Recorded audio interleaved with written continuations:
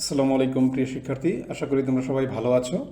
আজকে ষষ্ঠ শ্রেণীর চতুর্থ অধ্যায়ের সেশন 5 নিয়ে আলোচনা করব, অর্থাৎ ডিজিটাল প্রযুক্তি নিয়ে। আর সেশন 5টি হচ্ছে আগের সেশনগুলো থেকে প্রাপ্ত তথ্যগুলো শ্রেণীকরণ। আচ্ছা দেখো, এখানে কিন্তু আমরা এর আগে কিন্তু একটা জরিপ করেছিলাম এবং একজন বিশেষজ্ঞর মতামতও কিন্তু নিয়েছিলাম, অর্থাৎ তথ্য কীভাবে ঝুঁকিতে পড়ে এরকম ব্যাপার নিয়ে এই দুটি আমরা কাজ অলরেডি করেছি। এর মাধ্যমে অনেকগুলো ঝুঁকি শনাক্ত হয়ে গেছে অলরেডি। এবার প্রাপ্ত ঝুঁকিগুলো আমরা একটা তালিকা তৈরি করব। তালিকায় আমরা ডিজিটাল মাধ্যমের ঝুঁকি এবং সাধারণ মাধ্যমের ঝুঁকি আলাদা করব। অর্থাৎ আমরা যে সমস্ত ঝুঁকিগুলো পেয়েছি সেসবের একটা তালিকা করব, যার মাধ্যমে কিছু থাকবে ডিজিটাল মাধ্যমের ঝুঁকি, আবার কিছু থাকবে ডিজিটাল নয় বা সাধারণ মাধ্যমের ঝুঁকি। আচ্ছা দেখো, ডিজিটাল মাধ্যমের ঝুঁকি কেমন হতে পারে একটু উদাহরণ এখানে দেয়া আছে। তো এক নাম্বার একটা পড়ি, সেটা হচ্ছে এসএসসি পরীক্ষা সম্পর্কিত একটি ভুল খবর আমার অভিভাবকের ফোনে এলো, আমি তা যাচাই না করে আমার সব বন্ধুর অভিভাবকের ফোনে পাঠিয়ে দিলাম। দেখছো, মানে একটা মেসেজ বা বার্তা তোমাদের কাছে আসলো, সেটা আবার তুমি বন্ধুর অভিভাবকদের ফোনে পাঠিয়ে দিয়েছো কোনো কিছু যাচাই না করে। আর একটা হচ্ছে কি, আমার অভিভাবকের ইমেল ঠিকানা একটি ইমেল এলো, যেখানে লেখা আপনি একটি লটারি জিতেছেন, এই লিঙ্কে ক্লিক করে আপনার ব্যাংক অ্যাকাউন্ট নাম্বার দিন। আমার অভিভাবক তার ব্যাংকের অ্যাকাউন্টের সকল তথ্য দিয়ে দিলেন। দেখছো, কোনো কিছু ঝুঁকি, এটা কিন্তু এক ধরনের ঝুঁকি হলো, কারণ আমি কোনো কিছু যাচাই করলাম না, আমি আমার ব্যাংকের ডিটেলস তাদের কাছে দিয়ে দিলাম। ঠিক আছে। আবার এখানে উদাহরণ দেওয়া আছে কি ডিজিটাল নয় এমন কিছু উদাহরণ দেওয়া আছে, সেটা হচ্ছে এক নম্বর কি, এসএসসি পরীক্ষা নিয়ে একটি ভুল খবর আমি বিদ্যালয়ে আসার পথে জানতে পারলাম, আমি যাচাই না করে বিদ্যালয়ে এসে আমার সব বন্ধুকে জানিয়ে দিলাম। মানে একটা খবর তুমি মুখে শুনছো কারো কাছ থেকে, সেটা তুমি সবাইকে জানিয়ে দিলা, সেটা সত্য না মিথ্যা সেটা তুমি যাচাই করলে না। দুই নম্বরটা হচ্ছে কি, যে ফটোকপির দোকানে আমার জন্ম নিবন্ধন সনদ বা পাসপোর্টের পোর্টফোলিও, মানে পাসপোর্টের ফটোকপি ফেলে এলাম। ফটোকপির দোকানে তুমি তোমার জন্ম নিবন্ধন বা পাসপোর্টের ফটোকপি কাগজ ফেলে এসেছো, এখান থেকে কিন্তু তোমার কি হতে পারে, বিপদ হতে পারে। ঠিক আছে, এটাকে একটা ঝুঁকি বলা যায়।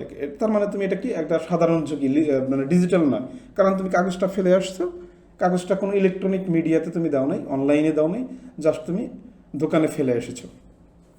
তো এরকম এখানে বলছে যে 3, 4, 5 এভাবে লিখতে হবে। ঠিক আছে, আসো আমরা তাহলে দেখে নেই আমরা সেই ঝুঁকিগুলো কেমনভাবে লিখতে পারি।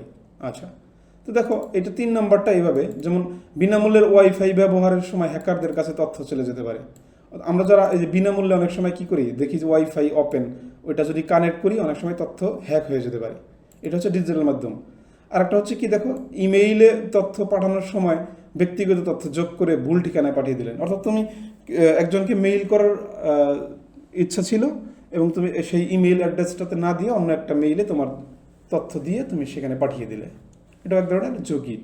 আর একটা হচ্ছে কি, যে ইন্টারনেট ব্যবহারের সময় লোভনীয় বিজ্ঞাপন দেখে অনলাইনে ফর্ম পূরণের মাধ্যমে ব্যক্তিগত তথ্য দিয়ে দিলেন। অর্থাৎ ইন্টারনেট ব্যবহারের সময় অনেক সময় কিন্তু বিজ্ঞাপন থাকে, আপনি অমুক টাকা পাইছেন, মানে এগুলাতে ক্লিক করলে আপনি মানে প্রতিদিন 5,000 টাকা ইনকাম করুন, 2,000 টাকা ইনকাম করুন, এরকম জায়গায় কোনো কিছু দেখে তুমি অনলাইনে সেসব ফর্ম পূরণ করে দিলে, ব্যক্তিগত তথ্য দিলে, এগুলো কি এক একটা ঝুঁকি।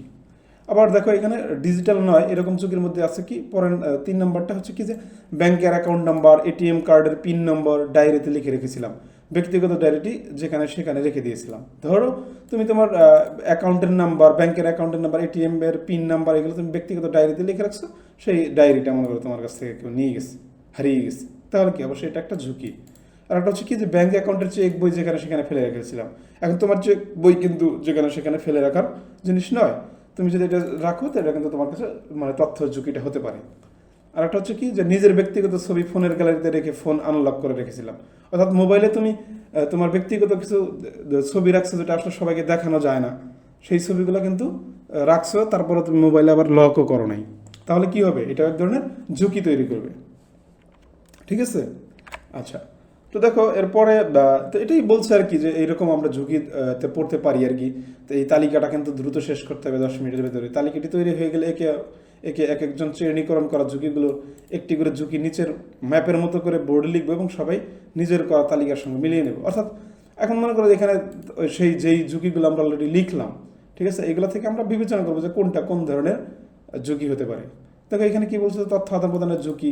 তথ্য আদান প্রদানের ঝুঁকি হচ্ছে 2 প্রকার, একটা হচ্ছে কি ডিজিটাল মাধ্যমের ঝুঁকি, ডিজিটাল নয় বা সাধারণ মাধ্যমের ঝুঁকি। তো দেখো ডিজিটাল মাধ্যমের ঝুঁকি কীভাবে করতে পারে, like mobile email, Facebook, website এসবের মধ্যে কিন্তু ঘটছে বা ঘটে, তাই না? আবার ডিজিটাল নয় এরকম মাধ্যমগুলো কেমন হতে পারে, যেমন শোনা কথা, কারো মুখের কথা, চিঠি, প্রয়োজনীয় তথ্য হারিয়ে ফেলা, এগুলো কি ডিজিটাল নয়, তাই না?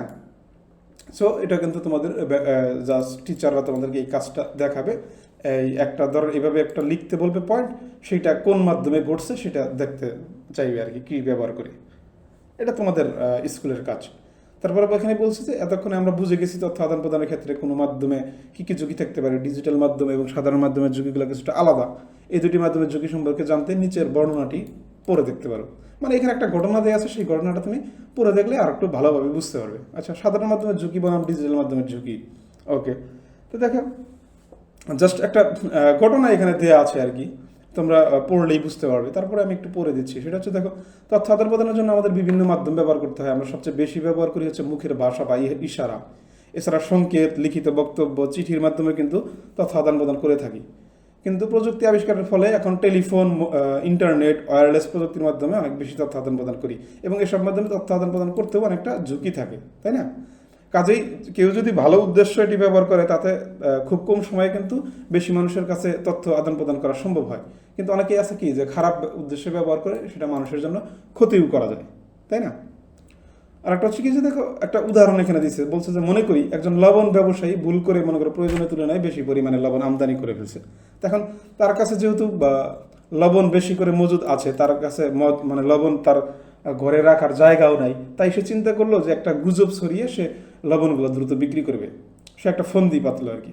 সে ফেসবুকে কিংবা টুইটার, মানে ইউটিউব, হোয়াটসঅ্যাপে এরকম সামাজিক যোগাযোগ মাধ্যমগুলোতে সে একটা গুজব ছড়িয়ে দিল যে আগামীকাল থেকে লবণের দাম অনেক বেড়ে যাবে, 5 গুণ বেড়ে যাবে। তখন ওই মানুষজন যারা এই নিউজটি পড়ছে বা এই তথ্যটি যারা পড়লো, তারা মনে করছে যে হ্যাঁ, লবণের দাম বেড়ে গেলে তাহলে আজকে কিনে রাখি।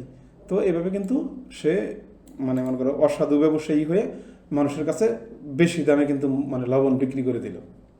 ঠিক আছে, তার মানে কি, এটা এক ধরনের চালাকি, জালিয়াতি করলো, তাই না? তখন এখানে একটা জাস্ট করা আছে। দেখো, আমরা একবার ভেবে দেখি, যদি এই ইন্টারনেট সেবা প্রযুক্তি না থাকতো, তাহলে কিন্তু ওই ব্যবসায়ী মানে অসাধু ব্যবসায়ী কি এত দ্রুত মানুষকে ঠকিয়ে লবণ বিক্রি করতে পারতো না। ঠিক আছে, কিন্তু এটা দেখলেই শুধু হবে না, এই প্রযুক্তির কিন্তু অনেক শুধু খারাপ দিক দেখলেই হবে না, প্রযুক্তির কল্যাণে কিন্তু অনেক মানে অনেক কিছু আমরা দেখতে পাচ্ছি, আধুনিক জীবন যাপন করতে পারতেছি। কারণ যুগে যুগে ভালো মানুষ, খারাপ মানুষ মিলিয়েই মানুষ হবে। ঠিক আছে, ভালো মানুষ, ভালো বিজ্ঞানী, ভালো আবিষ্কারক এখানে অবদান রেখে গেছে। ঠিক আছে, এই প্রযুক্তি ডেভেলপ করার জন্য অবশ্যই এগুলো ভালো কাজে আমাদেরকে ব্যবহার করতে হবে। ঠিক আছে, আমরা সবাই আগামী দিনের ভালো মানুষ হিসেবেই একজন মানুষ হতে চাই, তাই না? তো এইভাবে তুমি আর একটু পড়ে নেবে ভালোভাবে। আমি জাস্ট এমনি পড়ে দিলাম, তুমি পড়লে আরও ভালোভাবে বুঝতে পারবে। তাহলে কিন্তু আমরা এই 5 নম্বর সেশনটা কিন্তু শেষ করে ফেলেছি। ঠিক আছে, সো আজকের ভিডিওটা এখানেই শেষ করব। যাওয়ার আগে জাস্ট বলে দেবো যে তুমি আমাদের চ্যানেলটিকে সাবস্ক্রাইব করবে এবং বেল আইকনে ক্লিক করে রাখবে, যাতে এরকম প্রয়োজনীয় ভিডিও তুমি সবসময় দেখতে পারো। ঠিক আছে, সো ভালো থাকো, সুস্থ থাকো, আল্লাহ হাফিজ।